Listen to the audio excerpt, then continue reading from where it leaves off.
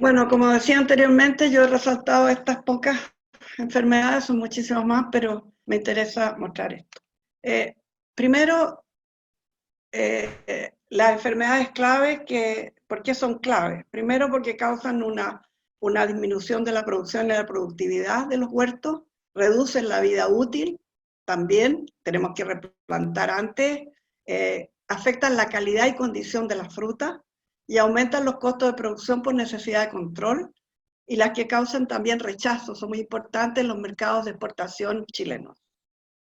Evidentemente voy a empezar por las pomáceas, peras y manzanas. En la década de 1990 y hasta el 2000, el valor de las peras y las manzanas para Chile era muchísimo mayor que el actual. Entonces había que estudiar algunas pudriciones que empezaron a hacer reclamos en los mercados de exportación chilenos. Estas pudriciones básicamente son las que voy a mostrar a continuación. ¿No quiere avanzar esto? No sé. Algo pasa, que no sé qué lo... ¿Me aparece algo? Ahí sí. Entonces, voy a... ¿No quiere? Voy a hablar de la pudrición calicinal de peras y manzanas, en donde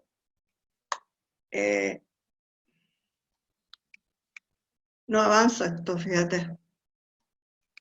Ahí. Bueno, la pudrición calicinal. El agente causal, Botrytis cinerea, un hongo que afecta a muchas especies frutales. En el caso de las manzanas y peras, el inóculo siempre va a estar en el huerto. El huerto es la fuente de inóculo principal. Si viéramos esta fotografía, vemos una cantidad de manzanas en el suelo durante el invierno que quedaron sin cosechar, cayeron de los árboles. Y Botrytis tiene una tremenda cantidad de alimentos en esta fruta que no se descompone completamente en los meses de invierno. Y cuando comienza la primavera nuevamente, Botrytis, que forman los esclerosis, que son las estructuras de resistencia, empieza a volar en el huerto y va a la flor. Botrytis siempre va a ser un hongo de flor, pero cuando los pétalos quedan senescentes, empiezan a ponerse café, es mucho más fácil para Botrytis colonizar ese tipo de tejido. Entonces, si vemos una foto de microscopio, donde podemos apreciar Botrytis cinerea en los restos florales, los estilos, estigmas, pistilos, que van a quedar adheridos en la zona calicinal del fruto, donde estaba el cáliz de la flor, los restos florales.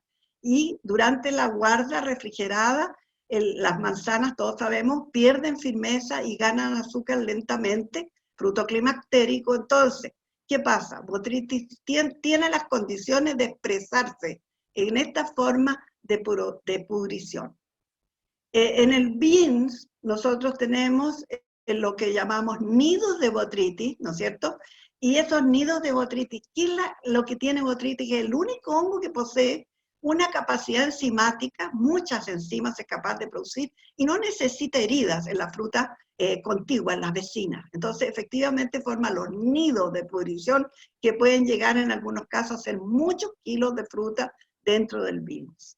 El corazón mohoso es la segunda enfermedad que estudiamos por mucho tiempo también, porque había en el momento de cortar la fruta, cuando llegaba a los packing, en el control de calidad, se cortaba y se veía que las partes de la semilla, la zona de la semilla, estaba negra y tenía un micelio, un hongo. Entonces nosotros primero identificamos que ese hongo se llamaba Alternaria alternata, que causa este problema en la zona de la semilla. Entonces empezamos a estudiar mucho a nivel de campo y también en post cosecha. Entonces nos dimos cuenta que las manzanas que tienen la cavidad calicinal abierta, en este momento principalmente la Fuji y todas las parientes Fuji y Raku Raku, Scarlet, algunas otras variedades más antiguas, tienen la cavidad calicinal no completamente suturada.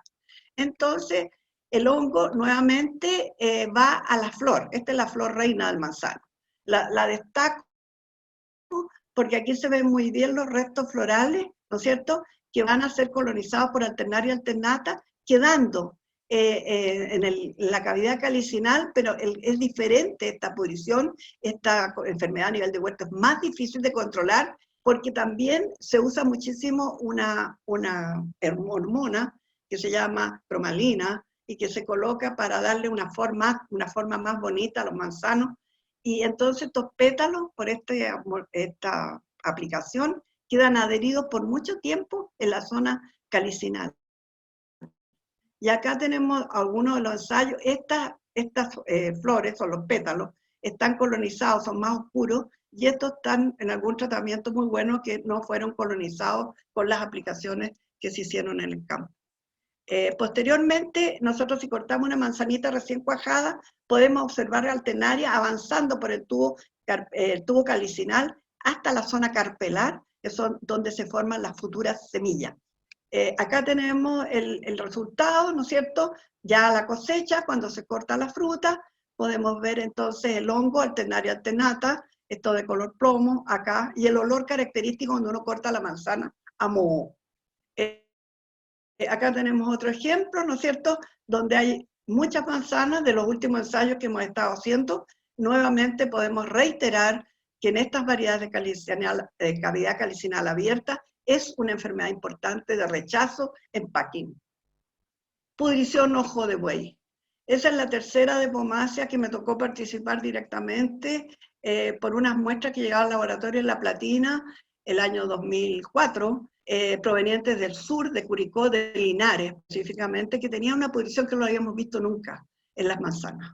Entonces empezamos a estudiar, y tengo que decir que a partir de 2005, 2006 se hicieron los primeros ensayos a nivel de campo para encontrar un control químico o también un control a nivel cultural de esta enfermedad, y hasta el momento se han pasado exactamente 16 años y continuamos haciendo todos los años ensayos para poder controlar esta enfermedad que significó rechazo un tiempo en China, que llegaron manzanas con ojo de buey. Y a mí me gusta decir ojo de buey, otras personas le dicen pudriciones lenticelares, pero a mí me parece que para el productor es mucho más fácil entender el síntoma, que es exactamente como un ojo de buey. Empieza, como decía, siempre en el huerto. Nosotros tenemos aquí una foto donde hemos ido durante el invierno a recorrer. Quiero ¿Perdón? evidenciar cómo es, pero... Bueno, empezamos a reconocer síntomas de pudrición de ojo de buey, manzanas que quedaban sin cosechar en los árboles, por distintos motivos, ¿no es cierto? Y posteriormente entonces llevamos esas manzanas al laboratorio y las incubamos, ¿no es cierto?, para ver al hongo, verlo, cómo era este Neofabrae alba, agente causal de la pudrición ojo de buey. Entonces incubamos estas manzanas en una cámara húmeda, y por las lenticelas salió esta gelatina, que es la forma de diseminarse el hongo en el huerto. Es un hongo que necesita agua, necesita lluvia. Por ejemplo, aquí una ramilla de poda de verano, también incubada, donde sale una cantidad enorme de esta gelatina, de este micelio, perdón, de esta gelatina, digo, que necesita el agua para dispersar las conidias. Esta es una masa de conidias, miles de conidias en esta gelatina o este aspecto mucilaginoso que sale de determinados puntos de las ramillas del año. Entonces, este es el aspecto de los huertos de Pink Lady, que son las más afectadas porque son las que se cosechan último en la temporada, generalmente con alto humedad por rocío, neblina o lluvia, y entonces esas son las manzanas que tienen mayores condiciones en que el hongo penetre vía estoma y vía lenticela, perdón, y provoque la pudrición. Entonces lo que vemos nosotros en post cosecha, después de la guarda refrigerada, efectivamente, vemos que se distribuye por el agua, va cayendo una lenticela, en la otra, y va provocando síntomas de esta forma. Fija, posteriormente podemos ver, esto es claramente ojo de buey, en Pink Lady, después de 4 meses de almacenaje refrigerado. Esta corresponde a los ensayos que nosotros hacemos, en donde vamos evaluando la eficiencia o la eficacia de las aplicaciones de fungicida en pre-cosecha. En vides de mesa, solamente quiero decir, hemos trabajado muchísimo en las vides de mesa para las principales enfermedades de la uva, de las vides en Chile, el oidio, extremadamente importante, botrytis, o pudrición gris del racimo, y la pudrición ácida. Yo quiero destacar la pudrición ácida porque por esas cosas del destino me tocó ir a un huerto a hacer una asesoría a un parrón de Red Globe, en la cuarta región, donde yo nunca había visto una pudrición de estas características, que no era claramente Botrytis cinerea, sino que era una pudrición en que exhalaba un olor a vinagre dentro del parrón, había mucha mosca del vinagre, la drosófila, y también mucha herida con expulsión del líquido, de chorreo, una cosa que yo jamás había visto, pero que también me llamó extraordinariamente la atención, el calibre de las uvas. Era tremendamente grande, parecía más bien una ciruela que una uva. Pero en todo caso, la vimos por primera vez en esa oportunidad, esto fue el año 1998, estaba descrita la pudrición ácida en uva de vino, pero no estaba descrita en uva de mesa. Entonces, es complicado controlar la pudrición ácida porque hay un complejo de microorganismos asociados a esta enfermedad. Tenemos agentes causales del grupo de las bacterias, del grupo de las acetobacter, que lógicamente transforman el azúcar en ácido acético. Tenemos levadura del grupo fermentativo de las Saccharomyces, que transforman el azúcar de la uva en alcohol. Y estos dos elementos, estos dos microorganismos, no son patógenos, ellos viven sobre la cáscara de las uvas en forma normal. Empiezan a multiplicarse rápidamente cuando hay heridas, maceran los tejidos y entonces hacen pequeñas heridas, después macroheridas, y efectivamente este líquido va chorreando, vamos a decir así, de las uvas dañadas hacia las uvas sanas y van haciendo los nidos. Los hongos son saprófitos que se aprovechan de un sitio dañado y también del azúcar presente en las bayas. Son varios los hongos, pueden ser en algunos racimos algún tipo de hongo, en otros racimos otros. Los más frecuentes son Rhizopus, son Penicillium y Cladosporium, son los hongos más que uno los ve asociados a este conjunto.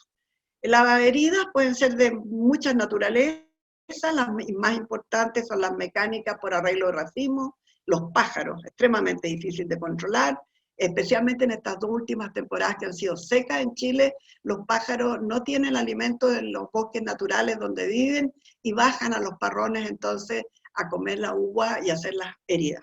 Los insectos, algunos insectos muy importantes que hacen heridas también, oidios mal controlados, que deja races que se parte rápidamente o por exceso de calibre. Esta es la pudrición ácida, aquí podemos ver las moscas del vinagre, ¿no es cierto? Podemos ver la herida, podemos ver cómo se desprende el jugo, que es nada más que el azúcar, todo el jugo que va cayendo acá, y en la próxima foto se ve mejor cómo se desplaza, cómo se va de esta valla herida cayendo este líquido, que tiene un pH extremadamente ácido, ahí el nombre de la enfermedad, un pH entre 2,5, 2,7, entonces va macerando los tejidos por la acidez de estas vallas, y va formando entonces lo que llamamos nidos de pudrición ácida. Aquí hay una foto bastante decidora de los pájaros, en el caso de la Red Globe, que fue muy, muy afectada por esta enfermedad. El pájaro va a buscar la semilla, no le gusta la uva, lo que se lleva es la semilla y hace esta tremenda herida en las vallas. Bueno, las estrategias de control lógicamente consisten en evitar todo tipo de heridas y en la aplicación de fungicidas. La aplicación de fungicidas se hace en los estados fenológicos de pinta a pre-cosecha, y primero, también desde el punto de vista cultural, primero hay que secar, estos fungicidas tienen el objeto de secar los nidos para poder sacar posteriormente las bayas afectadas. Dependiendo del número de bayas afectadas, todavía se pueden limpiar los racimos, porque esta no es una enfermedad contagiosa como botrytis, es una enfermedad que ocurre por la presencia de herida y no es contagiosa. La pudrición peduncular del kiwi, a pesar de que el kiwi, siendo Chile el segundo, tercer país mayor productor de kiwi del mundo, el kiwi ha sufrido un problema también de precio, y en la época que nosotros hicimos este estudio, estamos refiriendo a la década del 90, 2000, estudiar esta pudrición peduncular del kiwi, que justamente pudre en el pedúnculo. Acá, cuando nosotros sacamos el kiwi del huerto, cortamos, dejamos una herida acá, y botrytis entra en esta herida, exactamente en esta herida, y va entonces a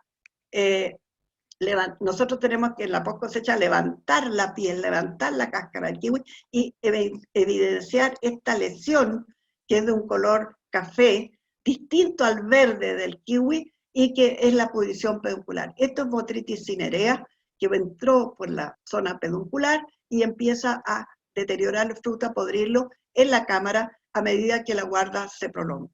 Entonces, nosotros estudiamos esto con mucho interés porque en la época era una enfermedad, y todavía sigue siendo una enfermedad importante en kiwi. A lo que yo me refería justamente era que cuando cosechamos los kiwis, en este momento nosotros hacemos esta herida. Y esta es la herida que está sin cicatrizar, es una herida fresca, y estos sépalos que están alrededor de la herida, de la zona peduncular, son los que proporcionan botrytis acá. Entonces, este es el momento decisivo de la infección, porque efectivamente podemos tener botrytis en la flor, podemos tener botrytis todo el tiempo hasta la cosecha, pero las aplicaciones son muy ineficientes porque los parrones son muy bajos, porque el kiwi tiene tricomas que en general evitan que haya un mojamiento, un contacto entre el fungicida y la fruta. Entonces, nosotros llegamos a la conclusión que las aplicaciones de huerto no son más eficientes, no son eficientes para controlar, sino que la post cosecha.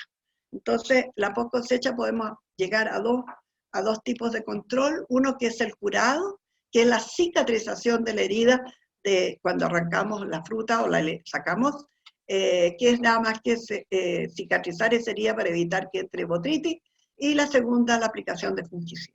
En el caso del curado, evidentemente el curado tiene que tener ciertos factores, ciertos requisitos para que sea efectivo. Primero, la duración, no menos de 48 horas. La temperatura del recinto donde se hace el curado tiene que estar entre 14 y 16 grados Celsius.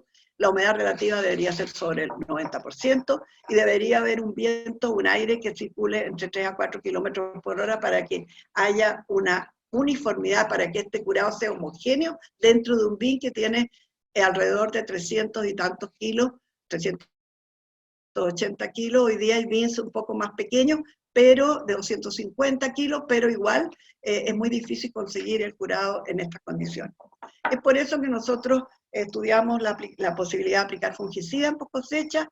Hicimos muchos ensayos para ver cómo era la mejor forma de la aplicación del fungicida para que realmente llegara a las zonas pedunculares del kiwi, y llegamos a la conclusión que lo mejor de todo era sumergir el bin en una suspensión de fungicida más un surfactante para evitar que los pelos o los tricomas repelieran el fungicida, y así se hace entonces esta aplicación que dura 2 a 3 minutos. El bin sale de la inmersión y avanza entonces hacia el camión y a la planta donde se van a almacenar los kiwis perfectamente. En el caso de los carosos y cítricos, nosotros también quiero destacar una pudrición que hasta el día de hoy causa problemas a los duraznos, a los nectarinos, a las ciruelas frescas y también a los cítricos, especialmente los limones y las naranjas. Entonces, esta pudrición se llama pudrición ácida. El agente causal Geotrichum candidum es un hongo que primero es hongo y posteriormente se transforma en una levadura y es extremadamente contaminante. Este hongo penetra exclusivamente por micro y macro heridas presentes en los frutos y, como dije, altamente contaminante no solamente en las labores de cosecha en el huerto, sino que posteriormente durante todos los procesos del embalaje, en el packing, en la línea de embalaje. Entonces, este es el hongo, quiero mostrarlo porque realmente es un hongo completamente distinto a todos los demás. Comienza como hongo, dije, y rápidamente se transforma en una levadura. Entonces, este micelio se fragmenta en miles y miles de artrosporas, se llaman. Y estas van a contaminar las manos de los cosechadores, los capachos, los bins, y cuando entran a la planta, desde el primer proceso, el proceso de vaciado, las escobillas, todo puede ser contaminado con este hongo y es muy difícil de controlar. Entonces, macera, evidentemente la fruta, entra en el caso, esta fruta, fotos de 2003, ese fue el año que se dio por primera vez en Estados Unidos, recibidor en Estados Unidos, esta pudrición, y nadie sabía qué es lo que era. Nos mandaron las muestras y las fotos a Platina, y nosotros rápidamente identificamos este hongo como Geotrichum candidum. Entonces aquí tenemos el efecto de Geotrichum, que entró por las microheridas presentes en esta parte del fruto, que es sobresaliente. En esta época eran los Elegant Lady, los Sea Lady, todos los que terminaban en Lady, que tenían una prominencia acá, en la zona apical, que era muy fácil de romper una microherida, y por ahí el hongo presente en el huerto entraba. Eso es nectarín, ¿no es cierto? También completamente macerado. Esta es la final, cuando guardábamos la fruta, hay una verdadera fermentación causada por este hongo, levaduriforme, es realmente notable. Cómo puede ir avanzando, y es muy, muy rápido. Acá en cereza, lo mismo, especialmente cuando llueve previo a la cosecha, puede causar microheridas y entra Geotrichum candidum. En naranja y limones es lo mismo, prácticamente deshace toda la cáscara, se ablanda, y esto realmente es el micelio del hongo, que es extraordinariamente blanco y que va entonces contaminando rápidamente todo la naranja almacenada o previo almacenaje. En cerezo, y con esto termino, realmente no voy a hablar, como decía en un principio, de la enfermedad de cerezo, creo que eso lo he dicho muchas veces. Quiero destacar algo que nosotros también hicimos y que hoy día lo usa la mayor parte de los productores que tienen cerezo, y que nosotros descubrimos en un ensayo que teníamos en el año 2006-2007, donde estábamos justamente trabajando en el control del cáncer bacterial causado por Pseudomonas syringae, Patovar syringae, en un huerto en Rauco, esto en la séptima región, cercano a Curicó, y descubrimos también este fenómeno del sol, entonces, que quema la corteza de la madera en los cerezos nuevos. Entonces nosotros quiero presentar esto de la protección de la corteza de los troncos cerezos nuevos, que lo hicimos a partir de observaciones en el campo de este tipo de cerezos que tenían un color de la corteza muy oscuro, un burdeo, diferente al cerezo sano, que es gris, tiene otra apariencia, completamente distinta. Empezamos a observar esto, como te digo, lo denominamos golpe de sol, la madera estaba quemada, la madera tenía el color distinto, y estaba también el tronco, ya no era cilíndrico, el tronco estaba, ¿cómo se llama? Como recogido en esa parte, una cosa muy, muy espectacular. También este color, como digo, y la rajadura de la corteza. En algunos huertos de cerezos más antiguos empezamos a relacionar entonces que estos cerezos estaban golpeados de sol, porque efectivamente no tenían ningún tipo de protección durante los meses de verano. Los huertos nuevos, el paraguas de hoja no le alcanza para la protección. Entonces, efectivamente, empezamos a desarrollar, acá hay otro síntoma más cercano, que se puede ver, ya no es cilíndrico, es aplanado el tronco, y esto es todo producto del sol. Entonces, desarrollamos una pintura para troncos de cerezos nuevos que nosotros pensamos que deberían colocarse desde la implantación del huerto hasta alrededor de los 4 o 5 años de edad, porque ahí se va a vestir el cerezo de hoja y va a proteger el tronco. Entonces, desarrollamos varias pinturas. Ahí estamos haciendo un ensayo, estamos aplicando con brocha una mezcla de tela fría con un látex vinílico de color blanco, y le agregamos un fungicida cúprico, en este caso era un caldo bordelés, y un adherente para que se permaneciera en la madera por el mayor tiempo posible. Esto es lo que nosotros desarrollamos. Entonces decimos, hay que aplicar con brocha desde la base al nacimiento de las ramas que van a ser las ramas madre del cerezo. Durante los meses de invierno en este huerto estamos aplicando para cáncer bacterial, pero en todo caso ya podemos ver también el ensayo que ya se había aplicado en la pintura de protección de tronco.